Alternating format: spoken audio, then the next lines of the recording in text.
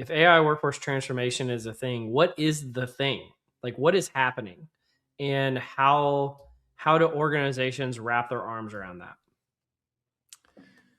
Yeah, what's happening is that there's really a complete sort of re-examination of where people are driving value. So yeah, I've stepped into a really exciting role at Salesforce, focusing on workforce transformation, which I know you've talked about quite a bit recently. Mhm. That's your buzzword for 2026. Yeah. It is. I, Okay.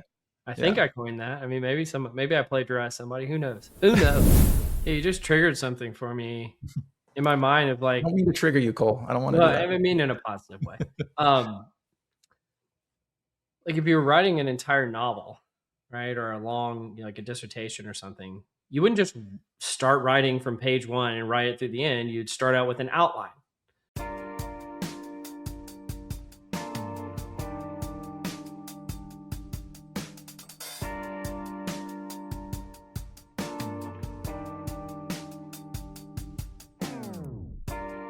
Welcome to Directionally Correct, a people analytics podcast with your host, Cole Napper, and today's guest, Neil Morelli, Senior Director of Human AI Collaboration and Workforce Transformation at Salesforce. Hey, Directionally Correct fans, this podcast is dedicated to you to help educate and entertain you on how to effectively bring workforce intelligence and AI into the workplace. If you're looking to stay connected to the podcast, make sure to subscribe to Directionally Correct Substack newsletter, watch videos on Spotify or YouTube, or listen to the podcast on your app of choice. If you're looking to build up your skills this year, sign up for the Data Driven HR Academy at datadrivenhracademy.com, where you'll learn key concepts from Cole's book, People Analytics. And if you're looking to hear from Cole directly, reach out to him at colenapper.com. As always, all opinions are our own, and thanks for being a listener.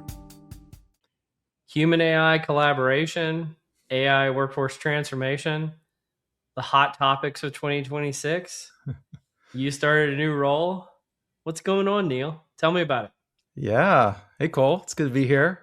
And yeah, lots of change. We're all being affected by it right now, and I'm definitely in that bucket. Uh, so yeah, I've stepped into a really exciting role at Salesforce, focusing on workforce transformation, which I know you've talked about quite a bit recently. Mhm. That's your buzzword for 2026. Yeah. It is. I, Okay. I think Yeah. I coined that. I mean, maybe I plagiarized somebody. Who knows? Who knows? Yeah. Yeah. Well, I do think it's a very apt buzzword for this year, because whether organizations like it or not, they are going to be going through that transformation. They're going to have to think through not just, well, how are people going to be using new technologies? They're going to be thinking, how are people going to be doing their jobs? Mm-hmm. And how's that going to be different? And there's this really interesting interaction between skills, tasks, technology, systems, structures, and we all have to figure it out together. Well, what does that mean? So maybe even take a step back. I know you touched on a few kind of hot topics, but if AI workforce transformation is a thing, what is the thing? Like what is happening, and how do organizations wrap their arms around that? Yeah, what's happening is that there's really a complete sort of re-examination of where people are driving value for an organization. And I say that because the whole balance of what people are doing versus what a system can do, you've now entered this whole new sort of talent segment into an organization with its own capabilities. And it's really, really interesting because the way AI interacts with us, it feels so human. I know it's not, we shouldn't anthropomorphize it. It's predicted tokens at the end of the day. It's numbers and math, but it mimics human capabilities so well that we're now having to consider it as this whole new segment of the talent portfolio. And I just think that changes the dynamic of so many things. It changes how we interact with non-human systems. It's so weird to say that phrase, by the way, not, non-human talent or digital talent versus human talent. It feels kind of redundant to say human talent, but it is the nature of what we're doing. So it's, how people are approaching their work with these non-human talent contributors and collaborators, as well as how they're approaching their work together within their teams, and who does what when and why. I mean, it's really everything. Yeah, I know this is not what you're saying, but one of the running themes of the podcast, I like to talk about aliens sometimes, and people who are read into the alien community like to refer to it as non-human intelligence. Yeah. And so it sounds like we're kind of interacting with non-human intelligence, i.e., aliens, all the time. Is that a fair way of putting it? I mean, it's artificial, right? It is Yeah. non-human intelligence. It mimics our intelligence well. It's not the same processes though, and it's not the same mechanics, Hmm. but it does replicate the patterns in how we interact and how we communicate and how we think so well that it's hard to distinguish what's, the fact that we're working with a system. Yeah. Yeah. When the first job I had in people analytics was actually a workforce planning job, but it got retitled as to workforce analytics, which meant that the focus was on the workforce. Hmm. And in that article that you cited where I said that AI workforce transformation is kind of the word of, or the phrase of the year for 2026, I also talked about work intelligence. So rather than workforce intelligence, which is technically part of my job title right now, Hmm. um, it's work intelligence. And so that work, I think you talked when we prepped for the podcast talking about Clayton Christensen, famous writer, The Innovator's Dilemma, talking about the focus is on the work to be done Hmm. and work being the unit of analysis rather than the workforce being the unit of analysis. Can you do you agree with that, first of all? And can you talk about what that looks like? Yeah, I think the work, call them tasks. I mean, maybe tasks is even too much of a legacy term as well. I We're feel like talking. we're going to come up. I don't think it exists yet, but I think we're going to Mhm. come up with new terminology. I really do. I don't know Yeah, what it is, but it just seems like the words are not doing us justice, and we're going to figure out a new set of words that is more apt for the situation. I just don't know what they are yet. yeah. I think the problem with tasks that I have is that it feels a little too rigid. Hmm. It's just not flexible enough. Yep. So maybe it's work units. That phrase Yeah. we've talked about a little bit recently ourselves internally, and so it could be work units. And I think work units are not a bad description of a job to be done. So going back to the Clay Christensen idea, is that this is the action, or sort of the value delivery mechanism for Yeah. what people need. And that's a little bit different than saying, okay, your task is as follows, you're going to do this and then this and this. It's, subject, action, Yeah. verb, and then result. It's just a little bit different than that. It's not as prescriptive. It's more focusing on maybe the outcome or the problem to solve and the value to offer. And then there are subsequent strategies and kind of tacks towards achieving that work unit, which I think is where the workforce intelligence piece and sort of the workforce portfolio comes in, is that you can have sort of a mixture of approaches to performing that work unit to provide that value, and figuring out what that mix is and what that essentially that strategy is. I think that's what we've got to figure out, and sort of provide some enough structure that we can all kind of make sense of it, and it's not just so ethereal and so in the Yeah. vapor that we lose it, but at the same time have it be fluid and dynamic enough that it can accommodate and account for this weird kind of balancing of different approaches to accomplishing that same work unit. I don't know if that makes any sense, No, but I think it does. I think you actually just solved it for me. hmm, I've been wrestling with this idea. So I've been in this kind of nexus point between IO psychology and economics now for a hmm, little bit. hmm, And I feel like it's not unique, but it's pretty rare. Not many IO psychologists have gone over to the dark side, if you will, are really yeah, kind of cross studying this. And there's this framing of work, but also many other things as units in economics, which is not kind of a comfortable way of talking about things from an IO background, but I've become more comfortable with it. But what you said about value really tracked for me. So there's always been this concept of there's like value added work and then there's overhead. hmm, And I think what organizations are trying to get to, I don't think we have a perfect measurement mechanism yet, but I think what organizations are trying to get to is instead of it being work units, they're trying to maximize the percentage of value add units, Mhm. right? In Mhm. terms of things that are value add versus overhead, which will probably always exist in some capacity. And there can be even be overhead that is AI. There's like AI overhead. Like, and so it's like human, like a 2x2 of like human and technology. And then it's like value add versus overhead. And we're going to try to maximize the right hand side of value added units for both humans and technology. And that's really what's going on here. But I don't think we've created the right terminology nor the right measurement mechanisms to make that happen. And that's like what, everyone is going towards. But it seems like you guys at Salesforce are kind of leading the pack in some ways of trying to get that direction. Is that a fair way of putting it?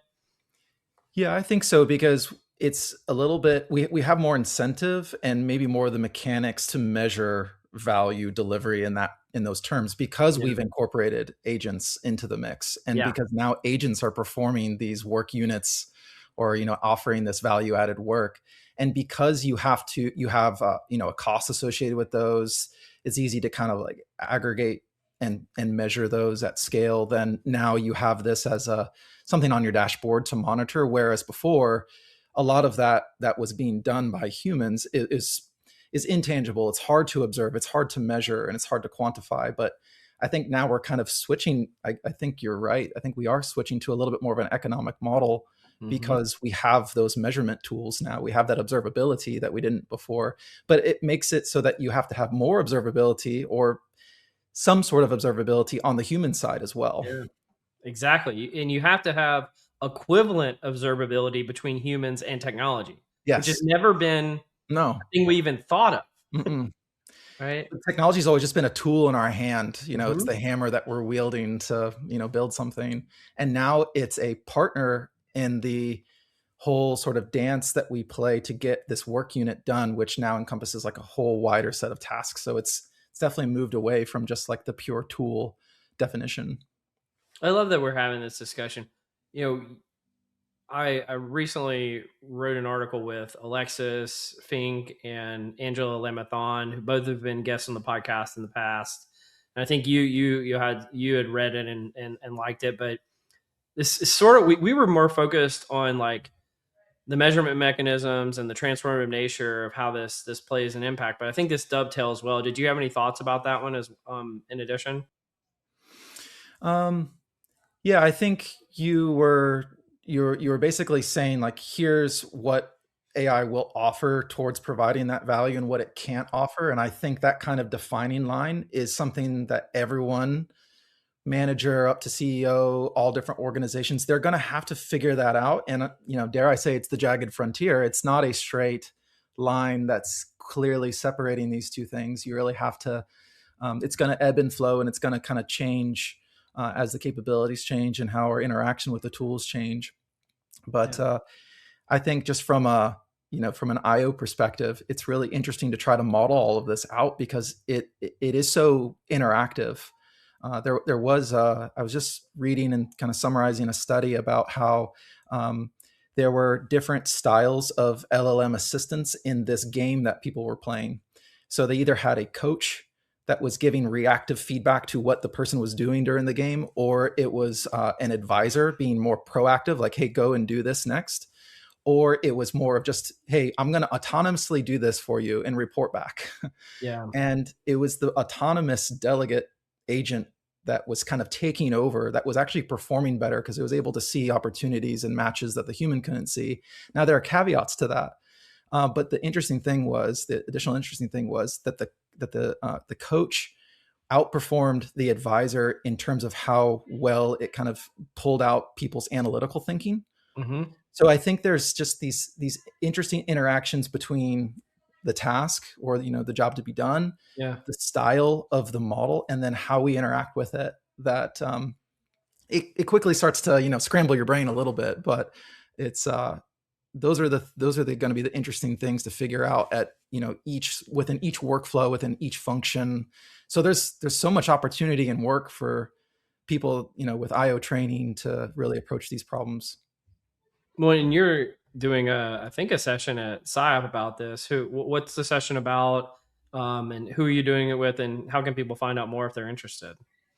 Yeah, so I'm working with Robert Gibby and Kate Kisodi on a pre-conference workshop at SciOp, and we are going to be talking about AI-ready organizations Mm-hmm. and how there's different sort of tiers of the maturity curve that every organization's on. Where I would say it's, more of a maybe an awareness and an initial adoption up to, hey, you're optimizing current workflows, up to you're transforming your Mm. workflows and your workforces as a result.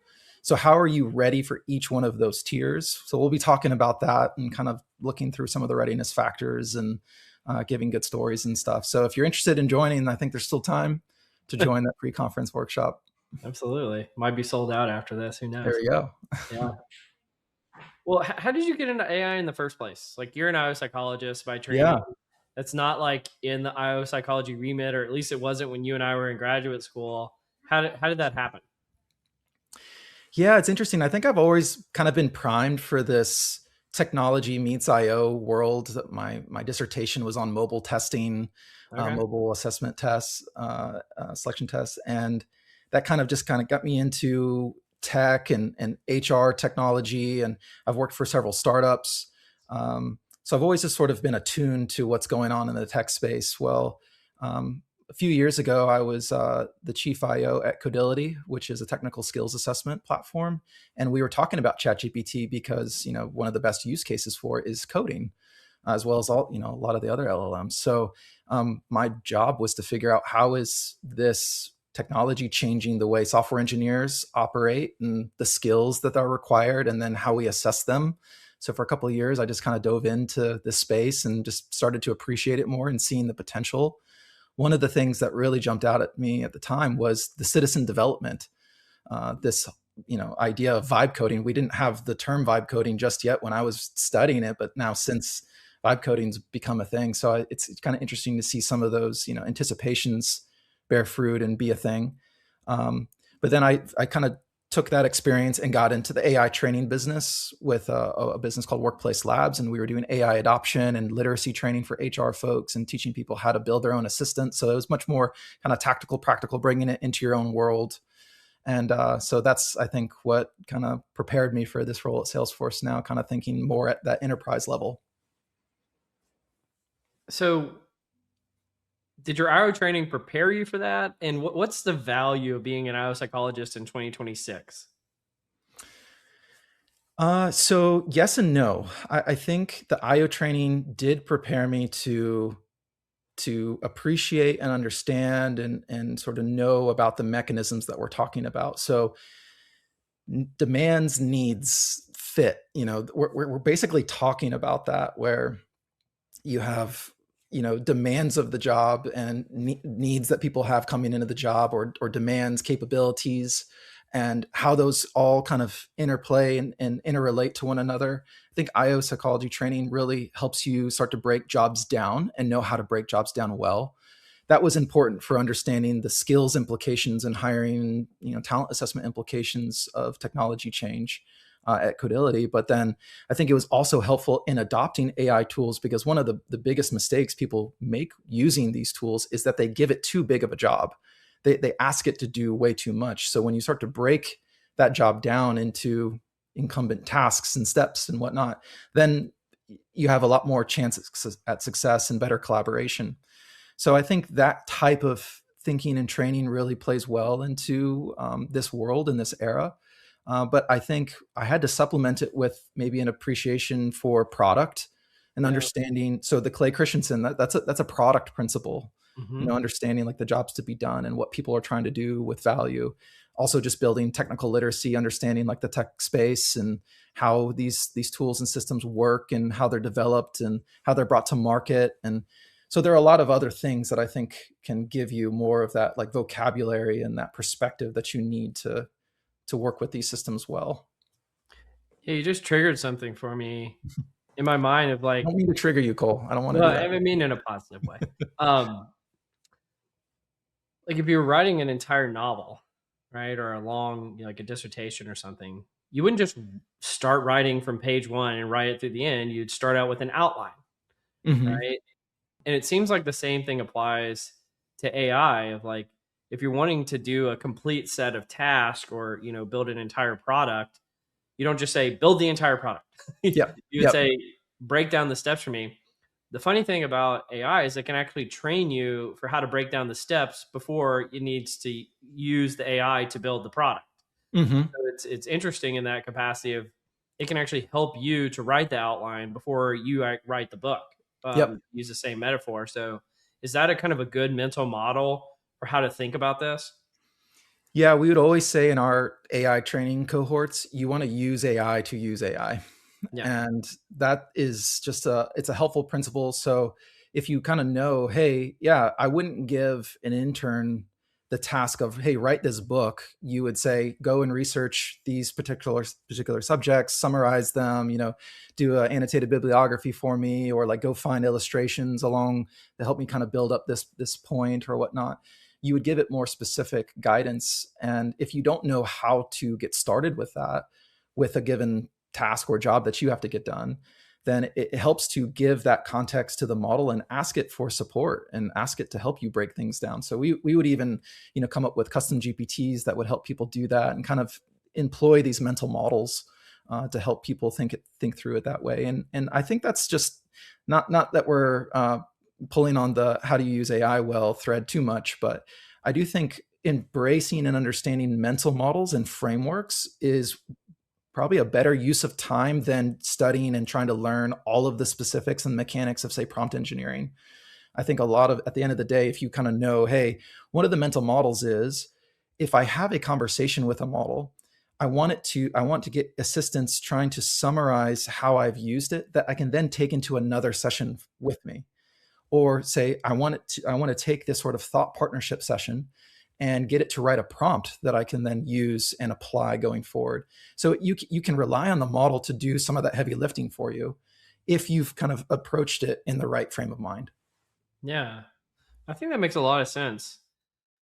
And it seems like this topic of like AI workforce transformation, it's bringing together multiple topics. It's bringing together, traditional AI research with people analytics, with traditional change management, workforce transformation, and even things like workforce planning. Yep. What's the relationship and why do people that are doing kind of maybe legacy people analytics need to learn more things about workforce planning to be a part of this transformation? Yeah. Well, I know that we see just a coupling and a close partnership with workforce planning as being really central and key to enacting the change that we want to bring. So we can study future jobs, we can identify skills, we can set up learning paths to get people into those roles. But at the end of the day, at least within a large enterprise, you need good workforce planning to say, like, here, business unit, here's how you should be thinking about it in terms of your location or your headcount planning, or where you want to start to shift people into these new roles, and how you do that. And ultimately, that type of thinking connects back to business goals and business objectives and hard dollars. So I think it's a natural combination and a natural partnership to bring sort of the experimental, almost academic rigor and thinking of redesign or job analysis or skill modeling and competency modeling into the world of business. So I think that's really, really key. Um, but I see it as being really important for IOs to learn more about this, because to be honest, I didn't fully know or appreciate workforce planning. I know you've done a couple of roles in workforce planning, so maybe you can tell us a little bit about how you got into that field. But I underappreciated it at first.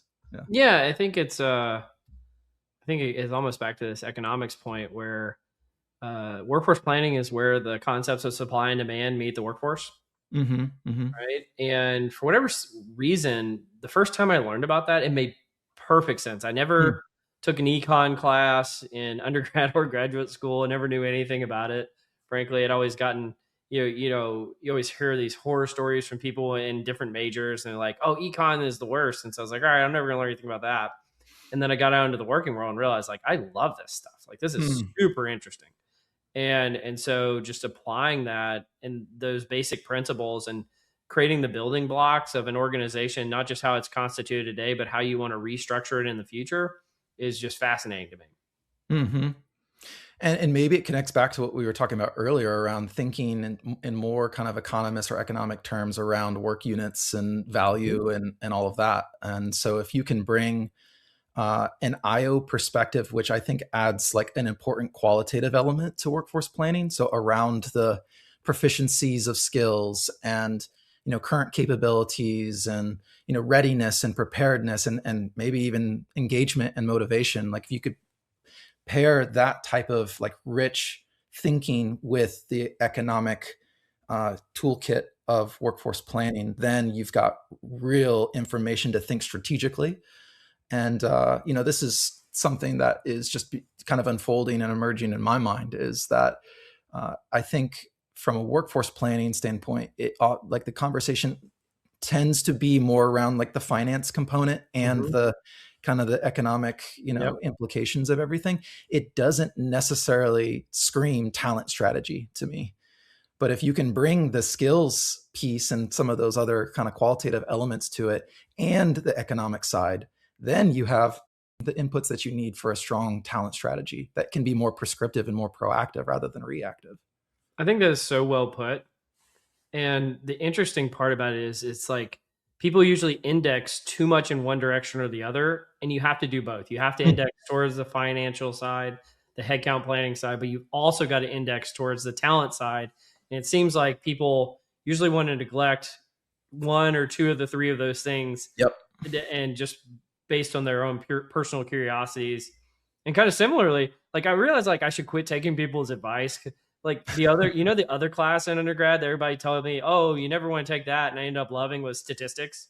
Yeah. So Yeah. I love economics. I love statistics. And both of those were things I almost never took because people are like told horror stories about it. So I was like, maybe I should just quit listening to other people. Come up to your own conclusions, right? Make your own Exactly. opinions. Exactly.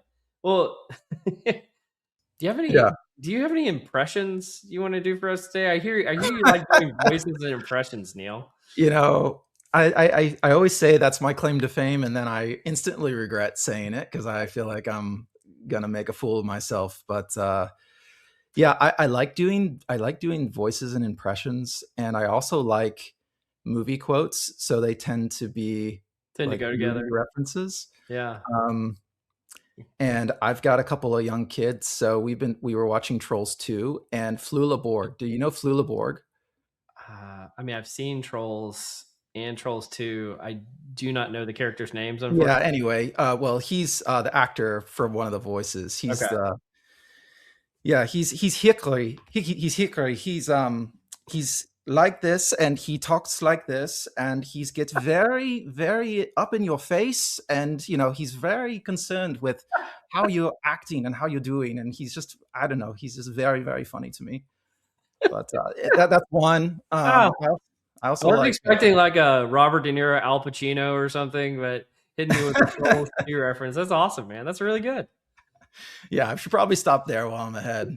But Yeah, some people don't like that kind of stuff, but I like it and I'm laughing, so that's there you all that go, there matters. you go. As long as I get you laughing. But you had mentioned earlier about creating like custom GPTs. I know that's something that I've been probably shirking my responsibilities, but you've been doing a great job on some of the stuff we've been doing with the PSYOP and the CHRO Association. Do you want to talk about that at all? Yeah, so I've been working with the Site Foundation. I don't want to probably steal too much thunder. This is maybe a little bit of alpha, but I know we've been looking at ways to bring more like IO evidence and Mhm. research to HR leaders, and so we're working on and planning to have some kind of HR related agent, or really more of a information retrieval chat bot that can Mhm. kind of summarize a lot of the literature and bring it to bear in a way that people can understand. So I think that's a cool demonstration of what the technology can do. It kind of exposes people to the capabilities of it. It emphasizes, highlights IO thinking and our value add, and kind of does it like in a more engaging way. So those are all the goals. We'll see how it all plays out in reality. Well, honestly, the most fascinating thing to me through this experience, in addition to just creating something that will be of value to HR leaders and CHROs in particular, has been the ethical discussions we've had about intellectual property and who can utilize things and what is considered a ground truth resource, all of which I think are discussions that every organization should be having. And so to me, Hmm. almost the journey of it has been the most insightful thing. And so hopefully, once we get past the alpha phase, we're able to kind of share some of those learnings with the world as well. But it's been fun being a part of that with you, Neil, and other group of just rock stars, frankly, in the IO space. I typically don't name people in the podcast who haven't been on, but includes people like Fred Oswald and some other names that I won't share right now that are just amazing. But do you want to join me in Cole's Corner? Yeah, let's do it. Welcome to Cole's Corner. Let's do some Cole's Corner. All right. So start with some rapid fire. First question I've got for you is, if you weren't a practitioner, a founder, a leader in this space, what would you have done with your career? And would you have been working at a Porsche dealership? Would you be selling things on eBay? What would you be doing? Oh gosh, yeah. I think you're mentioning that because that was one of my earliest jobs out of high school was selling Porsche parts on eBay, and so I think I've always just kind of been drawn to small business and entrepreneurs and kind of people that are scrappy and all of that. So I feel like I would probably be in that category somehow, maybe a small business owner of some kind. Who knows? Who Well, knows what I'd be I mean, doing? you've been one of the. I always like to say, like, looking for like good examples of who's creating the next generation of like IO powerhouse companies, and you've been an entrepreneur in multiple contexts. Like, what's the motivation there, and what should other people that are IO psychologists be doing that? Well, I think it's something that other eye psychologists should at least consider and explore. I don't want to generalize and broad brush people, I want but to generalize. I think they should be doing it. All right, you continue. well, I was just going to say I think a lot of us in IO are I don't know, risk, maybe more a little more risk adverse. Like we look for evidence, we look for hard data, and we want to make very considered moves. And we have a very very well respected social or professional society and all of that. So people want to make the right decisions, and I think entrepreneurship feels like a wrong decision to a lot of people. But from in my experience, I have not been steered wrong by trying some of those paths and those avenues, whether that's joining a startup or a earlier stage company or trying to do something on my own. I've actually done a few different ventures, at least trying them on my own. And I've always learned something that I wouldn't have learned otherwise, that I think give something additive to my skills and my perspective. So I just don't really see a lot of downside. I think people kind of focus and fixate on the downside of going entrepreneurial, or at least trying it. But I have not encountered that yet. Yeah, I can't reiterate that enough. And I also want to say I eat my own dog food because by the time this podcast comes out, I will be making an announcement of a startup I am joining. So Heyo. that's exciting release. Just depending on the timing, I'm not going to say who it is yet because I don't know exactly Oh, when this is going to I come have out. to But know. that's going to Yeah. be exciting news. And it's there was a whole generation, academics to the side, a whole generation of practitioners that are psychologists that work for, the leading firms that were founded by psychologists. Well, guess what? Those leading firms were started by entrepreneurs, Mm-hmm. right?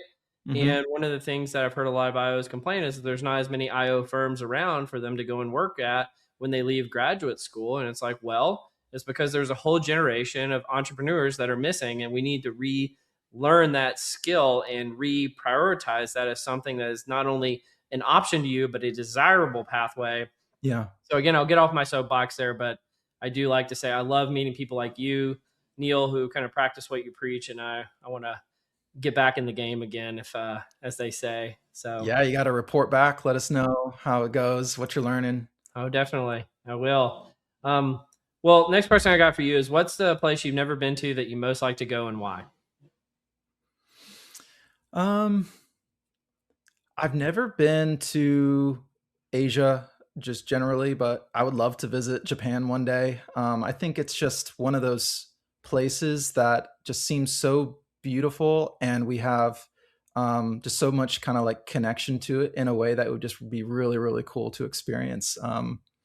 So anyway, that's my first thing coming to mind. That's awesome. Yeah, Yeah. that's a good one. If you were a character in any book, TV show, or movie, who would you be and why? Um, any character in TV show or movie. Um,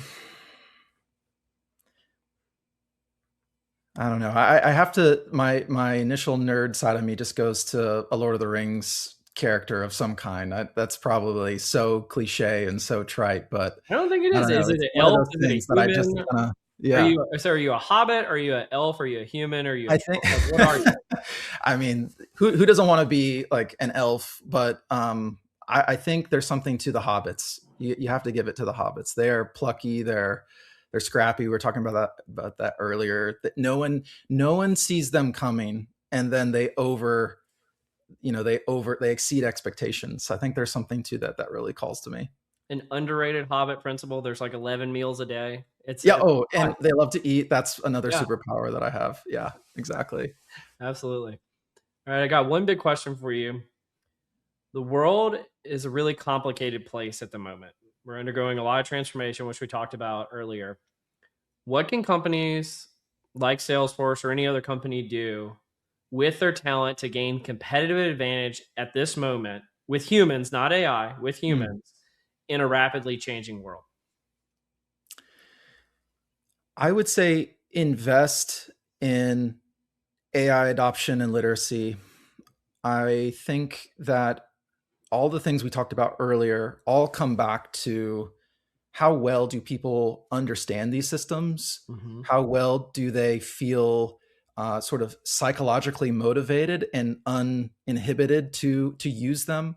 So, by all means, like clear the path, figure out the governance, get the data, have the access, all of those things, yes, but people really need enablement to see how these tools interact with their day to day, what the capabilities are.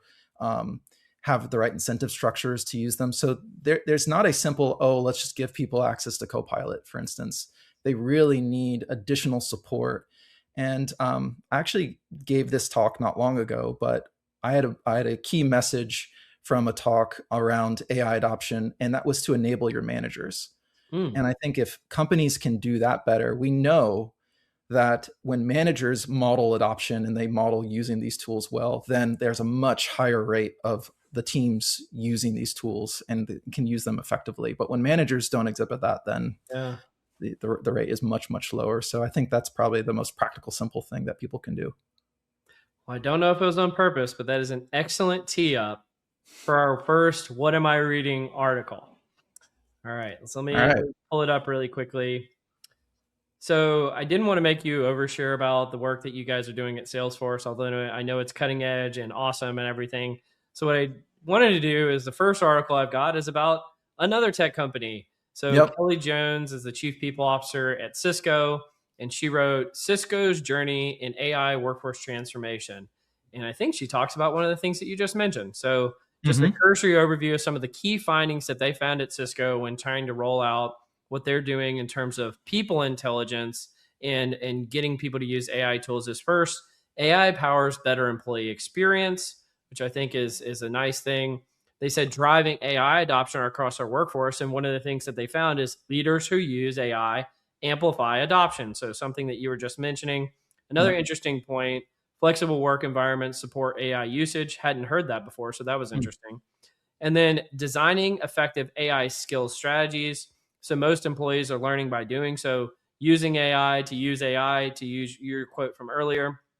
And then leaders are needing more tailored support. Mid-level employees are seeking more specialized AI skills, presumably for the specific things that they're being asked to do in their roles. And then the last section is about building excitement around AI. So AI is sparking excitement already. AI adoption is growing across Cisco, and corporate guardrails are making a difference. So thinking about things like governance and making sure that people aren't loading the wrong data sets and all of that kind of stuff. But what did you think about this article about what Cisco shared? And I want to say, just as a PSA, thank you to Cisco for sharing more about your Yeah. journey, because this is helpful not just for their own workforce, but for everyone who's trying to undergo this transformation. Yeah. Well, I mean, so many of those points just really click with me and just really make a lot of sense. I haven't been at Salesforce all that long, but from what I have seen, all of those things are definitely true, from the reskilling side to leaders that show excitement, model adoption, to seeing adoption be something that can be a self-reinforcing cycle where you have good experimentation, good use cases that then get shared and get uncovered, and then they kind of feed back to the rest of us that then kind of adopt them or use them, and then we discover some of our own things. So you have to start that flywheel somewhere. So I think leaders, endorsing it, modeling it, building their own AI literacy. Salesforce, we have this. Our team has been working on AI fluency and the AI fluency playbook. Everyone can Google it and take a look at it, but some of the things around, hey, yeah, you need people to use it and activate their access to AI, but then they also need that exposure so that their sentiment becomes real and becomes more positive. And that's something that we talked about in our AI training a lot, is that there are real psychological barriers that I understand that people get a little bit hesitant about. But the answer is not to lean away, it's to lean in to the technology. So all of those things really click with me. Do we understand enough about why people lean away from it? I think there are good surveys, and I think people tend to focus on the negative side to it. So I think there's been a lot of ink spilled around, um, the fact people are hesitant and resistant in some cases. They are fearful that if they use it, then they diminish their value in the eyes of their manager and their organization, because it feels like cheating or whatnot. People talk about being over reliant on AI, so they don't want to do that. But there are interesting studies. There's one that I quote all the time, which looked at how when there was more enterprise level AI adoption, it reduced psychological safety among people. And when you reduce psychological safety, then you increase things like feeling depressed. You just feel bad about going to work. But the thing that mitigated that relationship was that when leaders are transparent around the capabilities, they support their teams in using these tools, then it kind of disconnects this reduced psychological safety. So all that to say, like, I think we need to understand more of those Yeah. psychological patterns and drivers and whatnot. So we do need more research, but from what I've seen, even though the headlines might scream, oh, when you use tools, you're more likely to be burnout, work intensification, and lower psychological safety, and all of this, there's usually an answer to it. There's some way to address it, and we have to do that because there's so much capability and potential with the technology, but we have to address the psychological side too. Well, it sounds like the AI mandates that come down from leadership sometime about you must use AI or Mm. else may be counterproductive in terms of their impact as well. Is that a fair way of putting it? I think so. And I want to say, I don't have the exact stat on my fingertips, but I want to say that mandates without that additional support and enablement just don't really fly. They just are not successful. Um, so I think that's a fair way of saying it. But I also think that it's something that you need to really, understand and be listening to people as well. So you can kind of meet them where they're at, because everyone's different. There's no just sort of, one size fits all approach. You have to understand where people are coming from. That's been one interesting kind of observation of working with different groups internally for me, is that every unit, every team is kind of on a different part of that adoption curve. So you take a different strategy and approach depending on where they're at. Yeah. I think there's an interesting point here, which is like we've done some research about like AI data centers.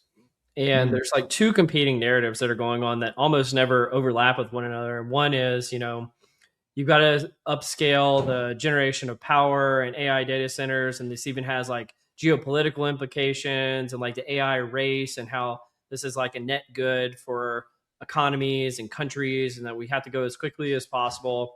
And then like local municipalities are having this separate conversation about like, well, it's going to make our power bills go up. And are they going to make us run out of water? And, what are these doing to the environment? And it's like the two conversations are happening almost in these silos. And it feels some way like that conversation overlays to the workforce and AI usage. And like we're saying, you either must use AI and AI is a universal good. And then employees are saying, are they trying to automate my job, and what's in it for me, and all these kind of things. And just today, which again, this will be old news by the time the podcast comes out, but Block, which is Jack Dorsey, who was the founder of Twitter, his other like crypto company or payments company, I'm not exactly sure what they do, laid off 40% of their workforce.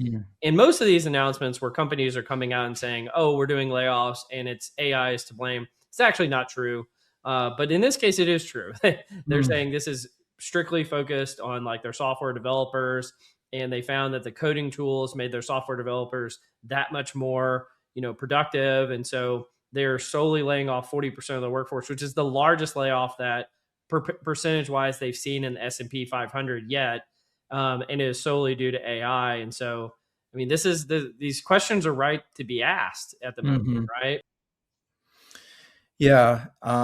There's an interesting blog that came out that got a lot of press and The talk, Citrini research one.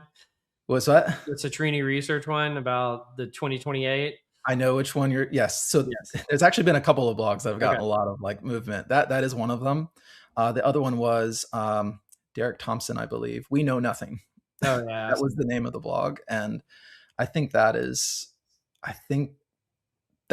probably the only thing we do know right now is that we don't know how it's going to play out. It could be in a year's time saying, yeah, every company is reducing their software engineering core by 40% because they can do X, Y, Z. It could also be that they're increasing it by 20% because now they can do so much more with the headcount and the staff that they're unlocking and finding new opportunities in the market, new ways to serve customers, whatnot. And they're wanting to accelerate that. So we just don't know. And that's kind of a little bit of a cop-out answer, but it's probably the closest one to the truth. Yeah, that's fair enough. That Citrini research will like demolish the stock market too. So yeah. I read it. I'll be honest with you. I didn't even agree with most of it, but I got depressed reading it. I was like, wow, this is super depressing. And I think that was one of the points in the We Know Nothing blog was that when a blog post can just completely shift the market, just the vibe of the market, then it shows that people really don't know. They're not focusing on first principles. They're just focusing on, their emotional reactions to it. And life is too short not to work on solving cool problems with interesting people, and recruiting allows us to do both. I'm Brando, host of the Rebel TA podcast, a show where we share stories with people and talent leaders who are on a mission to empower the candidate-employer relationship in the future of work.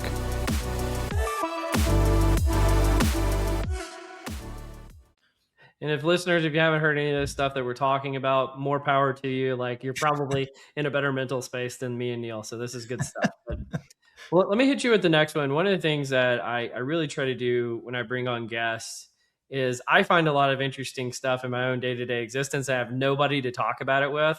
And then I'm like, oh, I've got this amazing guest coming on the podcast. It'd be the perfect person to talk about it with. And so I love bringing this stuff up. You've got a background somewhat in the selection and kind of assessment space. And so there's a recent journal article in the International Journal of Selection Assessment called Why Personnel Selection Should Target Job Performance and Well-Being. So historically speaking, job performance, assessments for pre-hire selection have been almost exclusively focused on, can you select for job performance before someone is hired?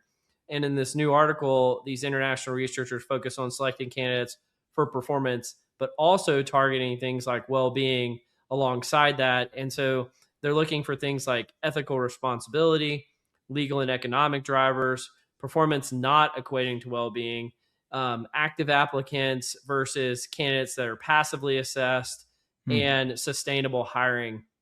Did you get a chance to read this one? And if so, what did you think about it based on kind of your experience in the assessment space as well?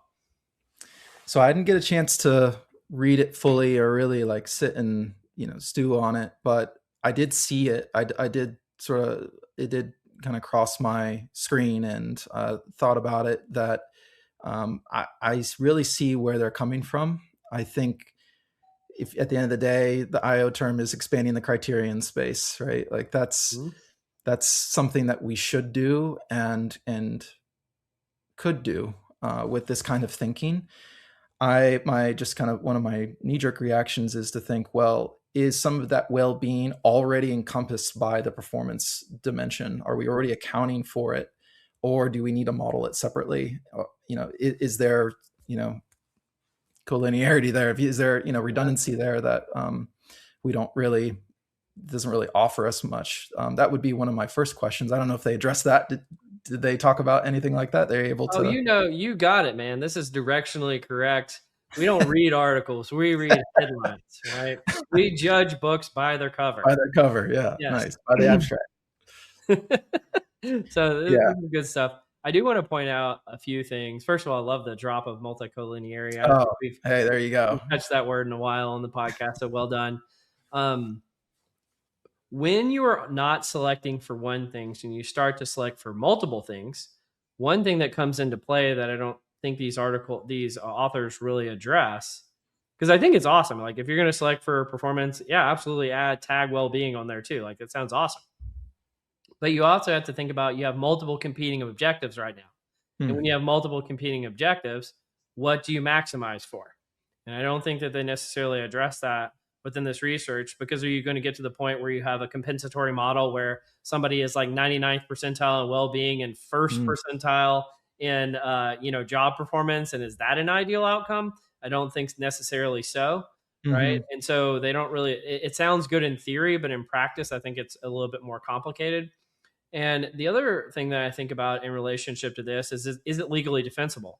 There's a lot of really good laws that go into say that job relatedness, which is where what's upstream of job performance, is the reason why these pre-hire assessments are legally valid, and why things like the eightfold lawsuit, which we've covered recently on a podcast, is legally probably on dicey ground. Again, I'm not a lawyer. Don't sue me, eightfold. But that's something that's being litigated as we speak, but it's probably on more dicey legal territories because it lacks job relatedness. And what they, I think, fail to address here is well-being job related? I'm sure there are probably instances where that's true, but you probably need a good job analysis to determine that.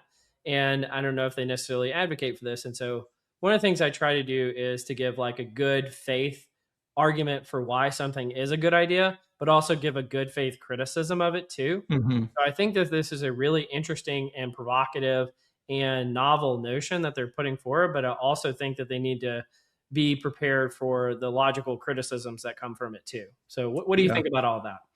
Yeah, I think you're spot on. I would also add that as an assessment practitioner or leader, I would really want to make sure I understand what the predictors of well-being are, and that they don't start to drift into this. It's almost like a medical examination, which we know is just completely out of bounds and not appropriate.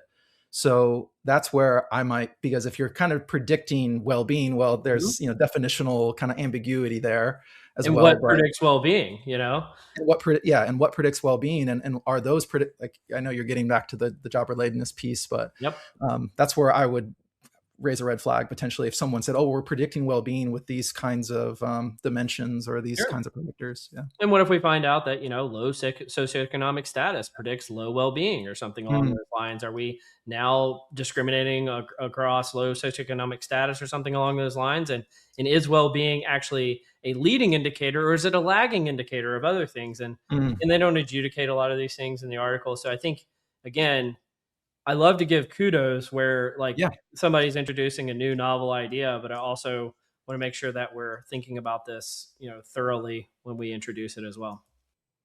One more quick thought is I do think that there's a world where we need to predict the, what is it called? Not the maximal performance, but the typical performance, right? Yeah. And I think the well-being piece does play into the typical performance. Is it sustainable? Like you can see what people can possibly do on, we had coding assessments. Yeah. What's your sort of maximum ability to solve this coding problem? But with AI too, we know about work intensification, and we know that you have to find some kind of sustainable means of working. Yeah. And so maybe it makes sense to incorporate something like that if it's done right. That's such a good point too. I think that's one of the things that graduate students don't realize before they've had like a quote unquote real job, is how much of work is just, is it okay when you walk down the hallway, is somebody cool to make small talk? how much of like your performance review is just like, are you the person people would like to go get coffee with or not? Right. And those Yeah. things like well-being is a component of that. Absolutely. And like a lot of companies talk about like having a no assholes policy, those kind of things in terms of their Hmm. hiring. And so they are interrelated. So it's not like there's no efficacy there. And that is something that probably is quote unquote job related.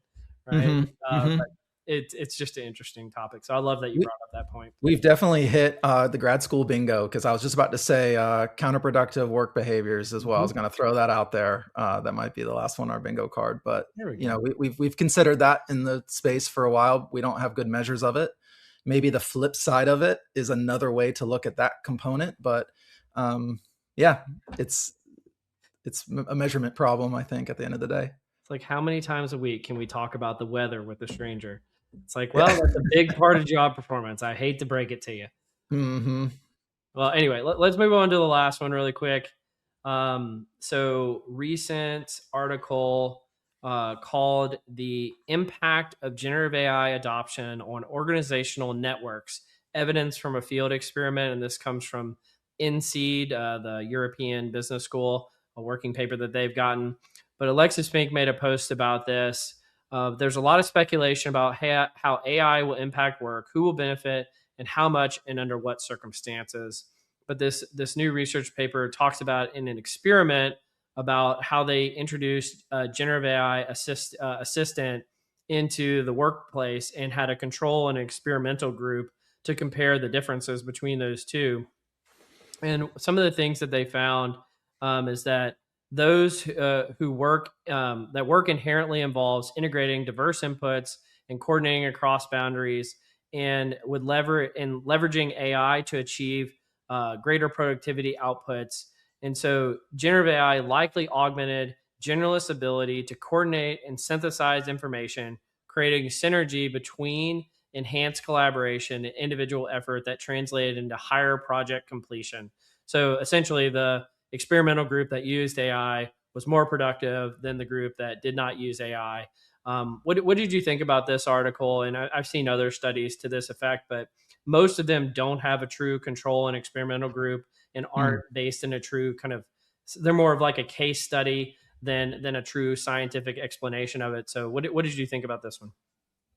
Well, uh, this reminds me of the article I mentioned earlier about the game, having different AI assistants in a game Yeah. scenario. And the cool thing about that kind of experimental approach is that they did within subjects, they can isolate the effect of giving a certain type of assistant for a certain type of task.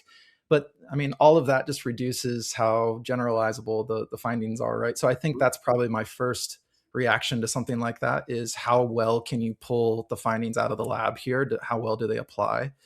Um, Beyond that, though, a couple of the things you said in the abstract around coordination and collaboration, that speaks to me, and I've become more of a fan and more of a follower of Sanjit Paul Chowdhury. Do you know? Have you ever heard of Sanjit Paul Chowdhury? He has this book called Reshuffle, and he's sort of a writer thinker in the AI space, and he says that the reason that AI will unlock new capability, kind of new value, is because of the collaboration effect, because it can help coordinate and collaborate sort of disunified actors in a better way. So you have people in design and in marketing and in product and in engineering. Well, the AI can help coordinate those actors in a much more cohesive way so that they can collectively offer a better service. And he uses several analogies to make that case.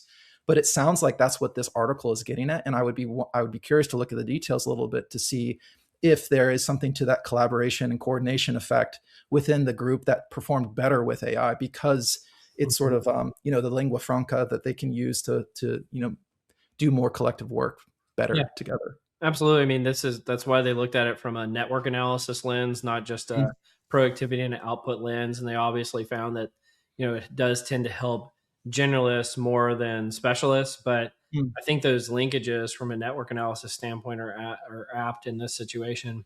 But, it's been fantastic having you on as a guest today. Anything you want to chat with me about today? I wasn't sure if you had any topics or not. Well, I know maybe you posted it, maybe I'm imagining this, but there's been a thread that's gone around saying I think it was a Reddit thread that said, oh, the analytics that the AI has been doing are completely wrong and someone's going to get fired because of it. Did you see that one? I have seen that post. That was hilarious. Any thoughts on that? Yeah, I think well, first of all, I have not dug into like that could be made up too, right? A Yeah, lot of the stuff in this it's space Reddit, right? is kind Yeah. of clickbait, but it is interesting in the sense that I don't know if if you had to diagnose it, is it that they gave the AI the wrong inputs and therefore it came to the wrong conclusions? Or they gave AI the right inputs and the AI just generated the wrong output? Or is it user error? And here's the other thing that I never saw this reaction to it, which I thought was the funniest thing is how many times when humans created output were they systematically wrong for 3 months or 6 months? And then that Totally. went up to the board and there was damage control that went on there as well. And is it just human error that would have generated this if humans had done it that led to AI doing it wrong too? I think I think people don't understand like a lot of the numbers that get shared that you see out in public are either wrong or made up. And you just kind of Mhm. have to come to terms with that. And it actually goes back to the name of the podcast that is directionally correct is like, is directionally the best thing you can ever hope for? Mm. Because otherwise, like, who knows? Like we've talked about the replication crisis a lot on here, that a lot of the scientific findings that you find in journals fall victim to p hacking and harking and all those things. And again, one of our most famous episodes was with Dr. Marcus Crede, where he said up to a third of academic research is outright fraud. It's like, okay, so can you trust it? Can you Mm. trust the findings that you get from AI? Can you trust the findings you get from your analysts that go all the way up to the board, that get reported to Wall Street? Can you trust any of it? And so there's like almost this like existential crisis you have when it goes to that. And so again, I think what I have come to peace with is like directionally correct is as good as it gets. But I don't know. Mm. Do you have any thoughts on that Reddit post as well? So you mentioned several things. I don't think we have time to unpack all of them, but I will say I'm trying to check my own confirmation bias around a working sort of expectation or hypothesis in my mind is that job expertise will Mhm. still matter in the AI era because of some of the things that you just mentioned. So one is the ability to evaluate and to really, quality control outputs and to check things, but then also the accountability of it. I think that's the difference here. Yes, people are wrong. Yes, people are just, we need to really be mindful of who we're comparing AI to at the end of the day. But AI is not accountable. We still need that accountability, which I think is a role that experts will still play. I also saw the article that you posted about, I think Claude and Yeah. Excel being awesome, and I really liked that post. And I was just thinking, oh man, will this give people analytics folks hives because it sounds like everyone can do this kind of work. But I think that the takeaway to me, in line with what we just said, is that there still be a need for expertise for those reasons, even if we can democratize access to some of the methods and Yeah. all of that. Well, the interesting part about that one, first of all, like I don't think you were the only person who noticed. Like I think that Reddit post and my post came out like the same day. And so it was sort of ironic that they were like right on top of each other.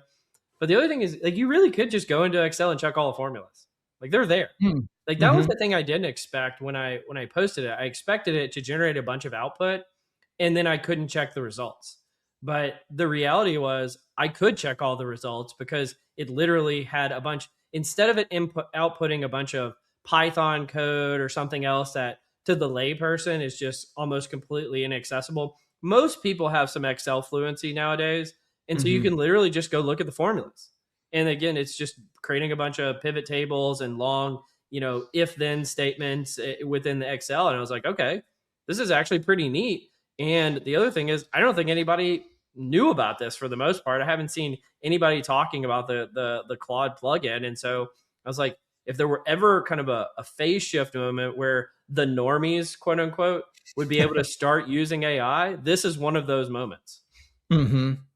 And what can I guess the experts do with that Yeah. new capability? like how much faster can you do? How much more can you push it to new outputs and production and all of that? I mean, how much more can you do? I think there's a lot more potential there. Well, Neil, it's been fantastic having you on as a guest today. Yeah. It's been seeing your career develop from afar has been fun because I've been following you for a while. It was good meeting you at JP's thing last year at SIBE, JP Elliott, previous guest on the podcast, an amazing crew of people he had there, and just getting to know you a little bit better since then. But thanks so much for joining the podcast. Is there anywhere people can find you if they want to learn more? Well, I would love to have folks join my newsletter that I write. It's People First AI, and I think we can put a link to that maybe in show notes or something like that. But yeah, sure. And then just connect with me on LinkedIn. Love to interact with people there. If you DM me or just mention me or something like that, I usually get back to people. So it's always a good conversation. When say the name of that newsletter again? It's called People First AI. Okay, is that peoplefirstai.com or something? Or it's peoplefirstai.news. Okay, if you want to find the website there. Fantastic. Well, thanks again for joining, Neil. You've been listening to Directionally Correct, a People Analytics podcast with your host, Cole Napper, and today's guest, Neil Morelli. Thanks for joining me, Neil. Thanks, Cole.